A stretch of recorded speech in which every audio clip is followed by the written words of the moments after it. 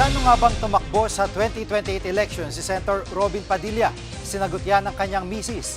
Sa panayam sa Julius Babaw Unplugged, sinabi ni Mariel Padilla na hindi deserve ng mga Pilipino ang kanyang mister.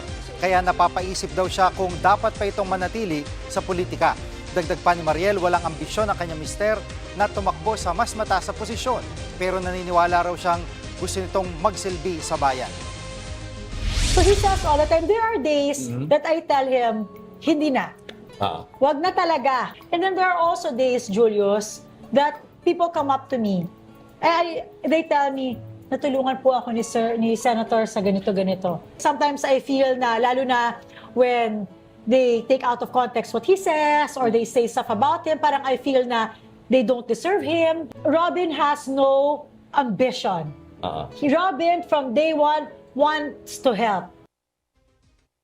Mga kapatid, Jig Manikad po, pagdating sa mahalagang balita sa loob at labas ng bansa, dapat una sa lahat, mag-follow at mag-subscribe na sa social media pages ng News 5.